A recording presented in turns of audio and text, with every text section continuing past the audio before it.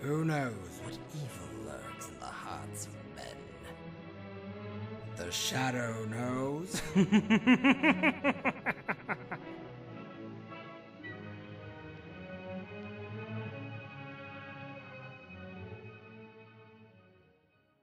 Ladies and gentlemen, welcome back to a brand new year of The Shadow.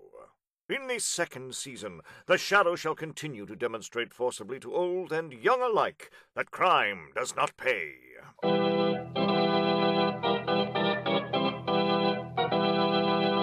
The Shadow, the mysterious character who aids those in distress and helps the forces of law and order, is in reality Lamont Cranston, wealthy young man about town.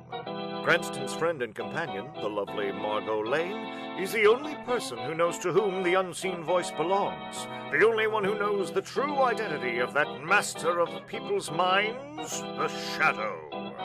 And now, this month's drama, Heartbeat of Death.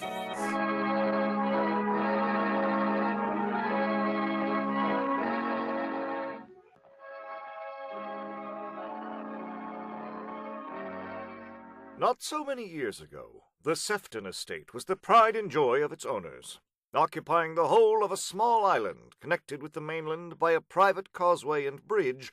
Its 100 acres of broad rolling hills and wooded knolls were well cared for, and the sounds of happy voices filled the air. But the Seftons fell on evil days. Strange maladies twisted and distorted their minds, and now the neglected acres have grown wild and sinister, and the wind howls through the cracks and fissures of the crumbling old house. No! No, don't do it! Don't let them do it! Aunt Happy, please. No one's going to hurt you. They want to murder me! I know! I know! Happy, no one's here but Paul and me. You've been having a nightmare. Oh, I saw them all around me.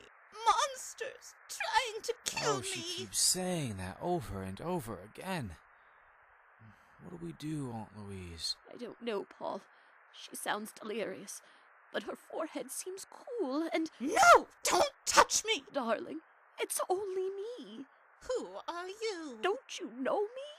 I'm Louise, your sister. This is Paul, your nephew. You're lying. You're imposters, both of you. You've done away with Louise and Paul, and now you want to kill me and take my money. But you won't. You hear? You won't. Hepzibah, look at me. Carefully. Don't you know me? Are you? Are you really Louise? Yes, I see you now. You've come back, haven't you? We've been here all the time, Aunt Happy. Your imagination has been playing tricks on you. Again. I'm going to get Dr. Cunningham. No! I don't want him in the house. I'm afraid of him. He's after my money, too. I'm going to get him whether you like it or not. You stay there, you hear? You stay right in bed. Don't move. He's right, Hepzibah. You do need a doctor. I need someone, yes. But not a doctor. I need someone to protect me. Protect you? What do you want with your cane, Happy? Where are you going? I'm going to phone Mr. Cranston. He'll help me. No, stay in bed, Hepzibah. I won't let you walk to that phone. Get out of my way, Louise. This is a heavy cane and... No, I won't. I know how to use it. Like this! I'm still a match for you. For all of you.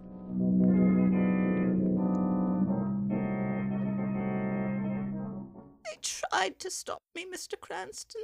They didn't want me to phone you. But I fooled them. Oh, yes, I fooled them. Miss Lane and I were glad to come, Miss Sefton. You're so kind. I wasn't even sure you'd remember me. It's been so many years since we've seen each other. Of course I'd remember you.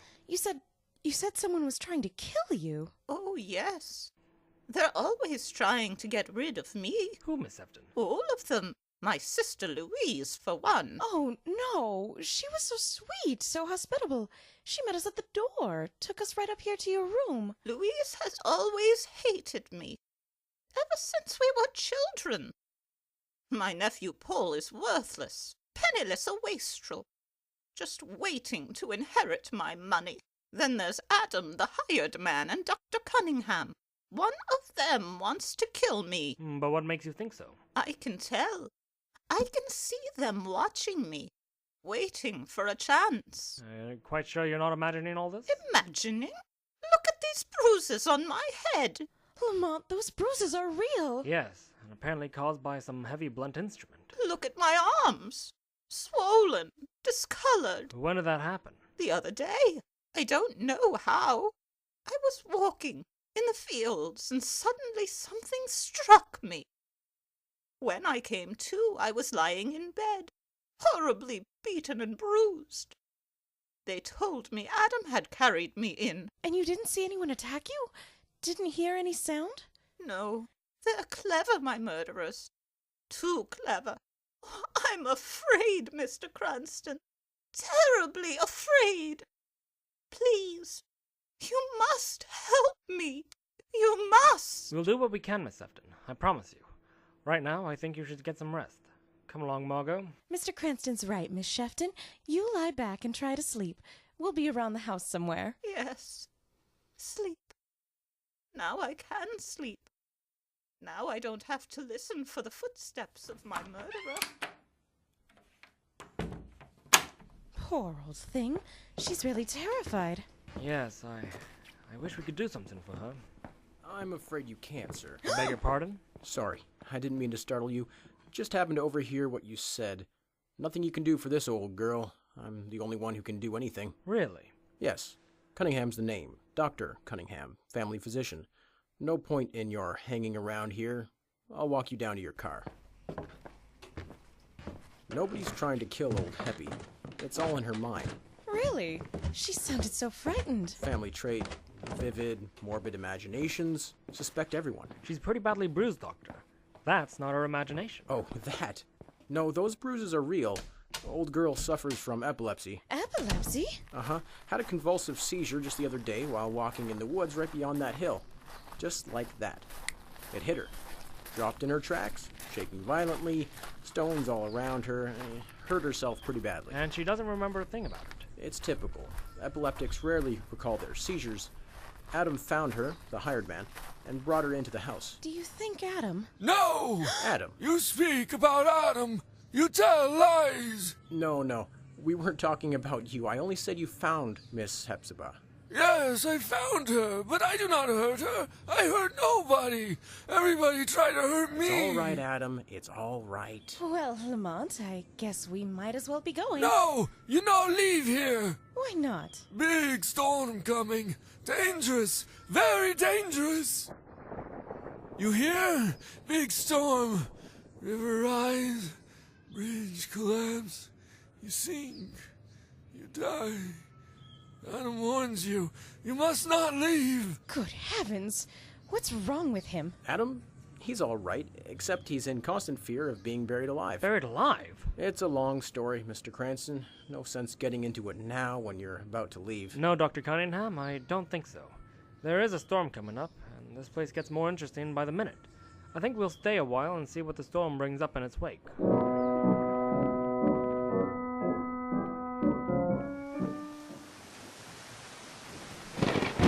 Oh, just listen to that, Lamont. It sounds like it's the end of the world. Not quite, Miss Lane. We get these flash storms pretty often around here. It has something to do with the topography of the land. I'm surprised the noise of the storm doesn't waken your aunt. Hepzibah may be awake for all we know. Wouldn't she come down here, Miss Louise, if she were? Aunt Happy? Not in your life. She hates people. It must be terribly frightening. Cooped up in a little bedroom, suspecting everyone around is out to murder you, listening to strange... Oh! Adam, what's the idea? You're soaked to the skin. Where have you been? The water's rising higher and higher. Soon there will be flood and death everywhere. That will do, Adam. Go to your Take room. it easy, Louise. You can't help it. Blood, death, blackness is written in the stars. Poor fellow. You started to tell us about him, Dr. Cunningham, about his fear of being buried alive. Oh yes, you see, it almost happened to him once. In fact, it did. He was buried alive? It was during the war. He and 3 other men were doing a demolition job on an enemy installation. They pulled it off all right, but something went wrong. The whole works blew up before they could get away. The other men died instantly. Adam was buried under the debris for 3 days. When the landing party dug him up, he was out of his mind. I'm not surprised. 3 days? On the verge of death. No wonder he's obsessed with... Lamont! That's Happy screaming. Come on! Lamont, wait for me! We're coming, Happy! We're coming! Don't let them touch me! Paul! Louise! Mr. Cranston! Save me! What happened with Hepzibah? A man! I saw him! Out there! Just below my window! He was looking up! There was an evil smirk on his face. He was holding a knife! Are you sure? Adam? Where's Adam? Maybe he... I'm here. I know nothing. I see nothing. The lightning flashes. I hear screams. I look out my window. There's nothing in the garden. Only trees. Oh, Happy, she's having another one of her horrible delusions. I'll sit with you, dear. I'll watch over you. No! I want no one here! No one! I'm not afraid anymore. But No one! Not even Mr. Cranston or Miss Lane. very well. If you'll follow me, Mr. Cranston, I'll show you and Miss Lane to your rooms. Thank you. Miss Hepzibah, are you sure? Good night, Mr. Cranston, and Miss Lane. And you too, Adam and Dr. Cunningham. You may all leave me. Paul. Paul, Yes, Aunt Happy? you come back later when they've all gone to sleep. I want to talk to you.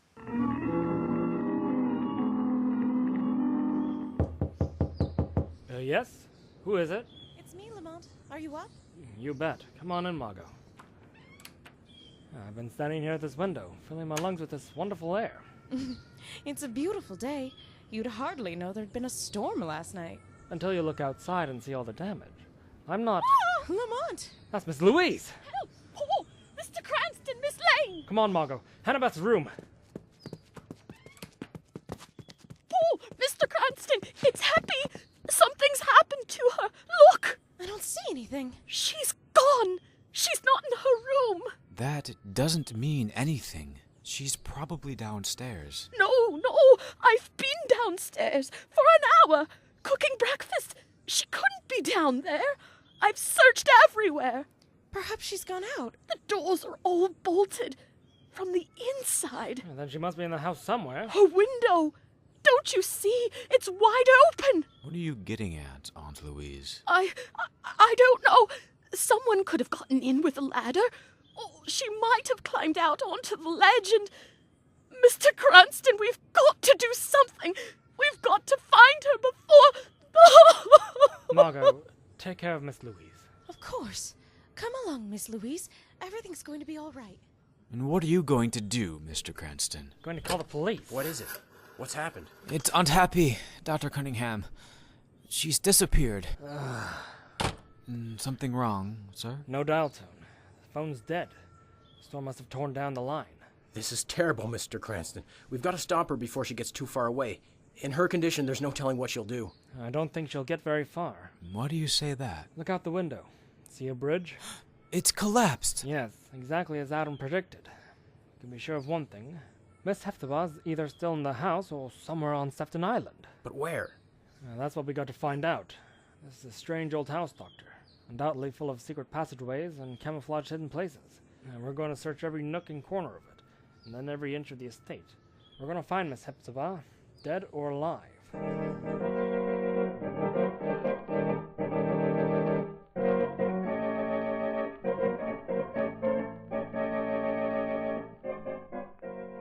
We'll return to the shadow in just a moment.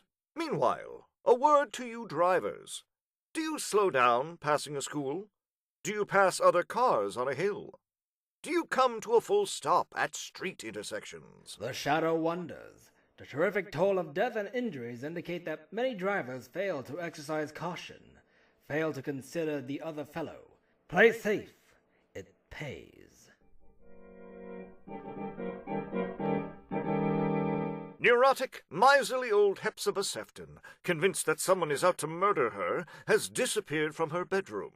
Lamont Cranston, sure that she couldn't have left the grounds, organizes a search of the estate, enlisting the aid of Paul, Dr. Cunningham, and Adam, the hired man. But the hours pass, and there is no trace of Hepzibah. The search is renewed after lunch, and again after dinner. With the phone lines down and the bridge to the mainland collapsed, there's no way of getting outside help. Finally, Cranston and Margot Lane give up and return to the living room to wait for the others. I can't understand it, Lamont. She must be around somewhere. It's a big estate, Margot. It'll take a long time to comb every inch of it. We've got to notify Commissioner Weston. There must be some way of crossing the water and getting to a phone. Oh, I can get across all right. But the family, Louise and Paul, they've begged me not to bring the police in yet. That's ridiculous. You can't let their family pride stop you. Well, I know that. I'll have to do it whether they like it or not. If nothing turns up by tomorrow morning. You think anything will? I hope so. Somebody in this house had something to do with Hepzibah's disappearance, and I think I know who it is. What? Well, why don't you accuse him openly? Make him tell the truth. Because it's only a suspicion, Margot. And the most important thing to find out now is where Hepzibah is. And if she's not found, no charge can be brought against anyone. There must be a body before... Quiet, Margot. Here they come. Ah, I see you're back already, Mr. Cranston. Gave up before we did, eh? I wouldn't say I'd given up, Doctor. Just taking a breather. We might as well give up. We'll never find her. Why do you say that, Paul? You know as well as I do, Aunt Louise. There are a million places she could be around here. Caves and old wells. Swamps and... No! Not lost in a cave or well. Buried alive. Adam, stop it. Buried alive, trying to breathe, trying to turn, to get out. Getting weaker and weaker. Stop it, Adam. Do you hear? Stop it. Go to your room. Yes, I go. It always happens. Every time something goes wrong, Adam goes haywire. It's a horrible thought, being buried alive. I'd rather not think about it. I remember a ghastly story I read not long ago, about a family that was wiped out in London's Great Plague while the father was away. That is, everyone thought the whole family was dead. They were buried in a common graveyard. When the father returned home, he insisted on removing the bodies to a private burial ground. They opened one of the coffins. And? The body had turned almost completely around. It was twisted and disordered, as though it had been struggling to get out, and... No! The insides of the coffin were scratched, and there were wood scrapings under the corpse's broken fingernails. How horrible! How could such a thing happen? How could anyone mistake a living person for a corpse? Many times, Mrs. Sefton. Even a doctor has difficulty in determining whether a person is really dead. For example, catatonics become rigid. Their heartbeats are too faint to be heard. They looked as though rigor mortis had set in. Isn't that so, Dr. Cunningham? Yes, it sometimes happens. Please, someone help me to my room. I feel faint. I'll help you, Louise. Here, let me take your arm. Margot, you better run along too. And here's a list of questions I'd like you to ask Adam. But Lamont, Please, Margot, just take the paper. It's self-explanatory. All right, Lamont.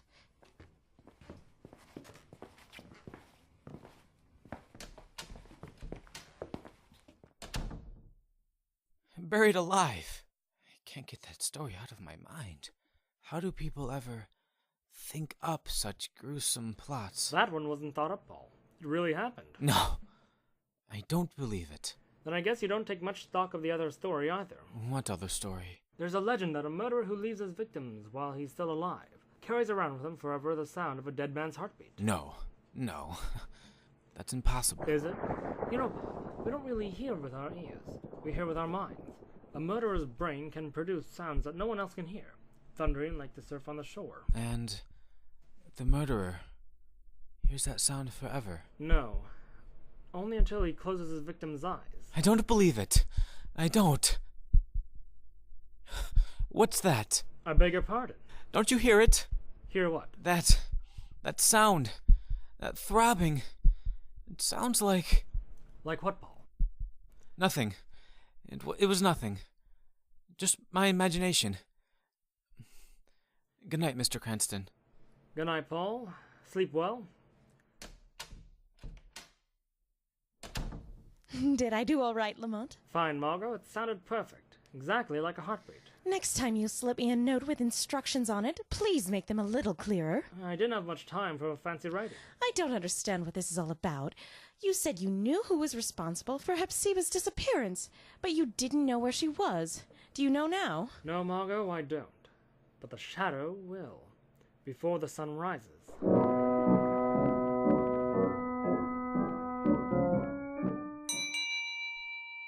2:00 in the morning.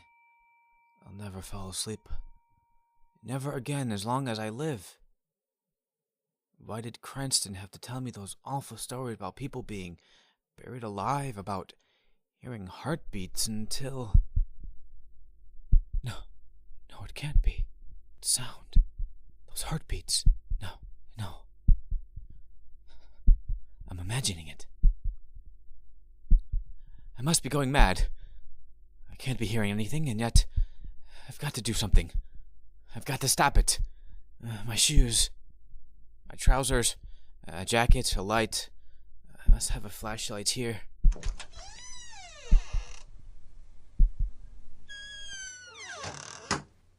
Close the eyes. That's what he said. Close the eyes and the heartbeats stop. Good. The front door. I made it. No one heard me. Now, if I can just get to the barn. All right. So far. All right. There it goes. Louder. Pounding. Pickaxe. Where's that pickaxe?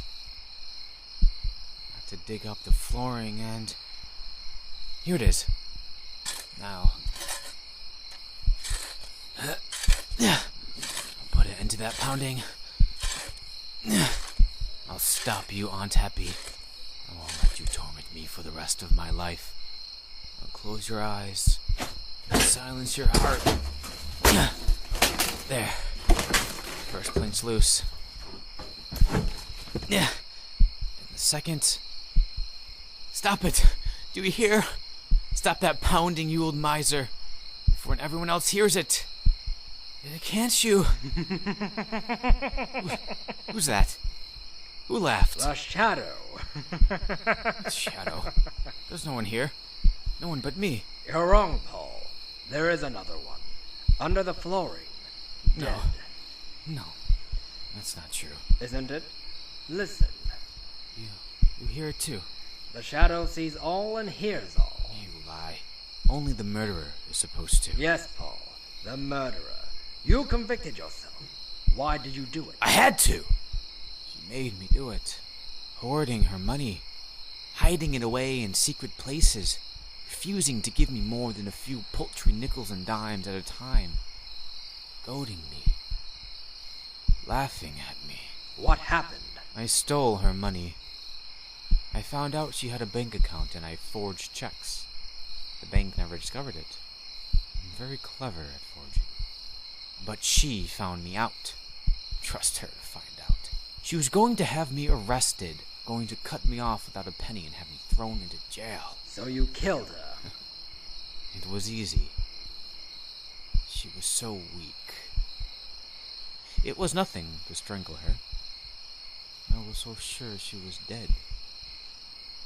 When everyone was asleep, I carried her out here to the barn and buried her. The rain washed away my footprints. I was safe at last. Except for the shadow. No shadow can stop me. I'll finish what I came here to do and... Stop, Paul Sefton. You've done enough gruesome things for one day. Or for a lifetime. You can't stop me. No one can. Drop that axe, Paul. Not until I found you, Shadow. And killed you too. Well, where are you? You can't hurt me, Paul. Drop that axe, I say. No. You're here. Someplace. Here. Here. Be careful, Paul. The axe is sharp. Here. Here then. Look out for the plank! You're tripping on it! Ah! Don't move. You've fallen onto the blade of the axe. It doesn't matter. I'm done for. The Seftons are done for. We're no good. Any of us. It's gone. Didn't get to close the eyes. The sound of Happy's heartbeat. It's gone. Yes, it's gone. You'll never hear another heartbeat again, Paul Sefton. Not even your own. The shadow knows.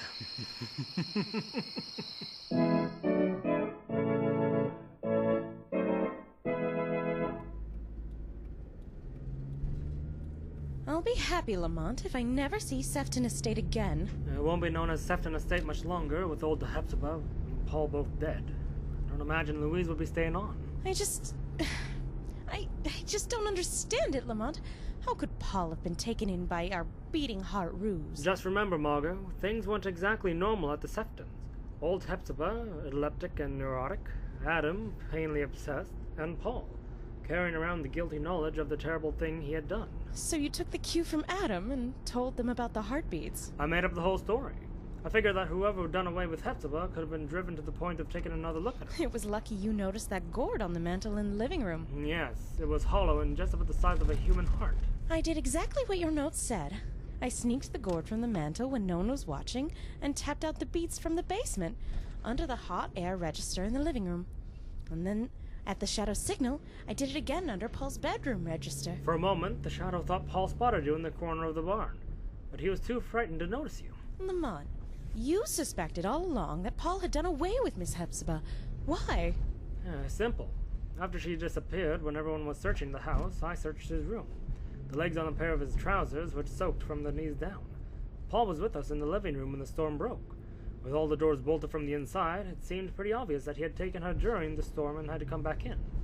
What I wanted and had to find was the corpus delicti. So a simple little gourd, made to sound like a beating heart, drove Paul to his grave. No, Margot. It was a real heart that drove Paul to his death. His own. First, it made him steal. Then it made him kill. And in the end, it betrayed him.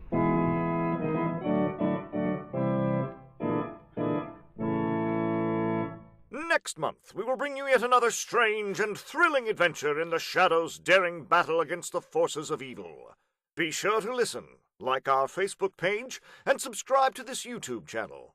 But remember, the weed of crime bears its bitter fruit, for crime does not pay. The shadow knows.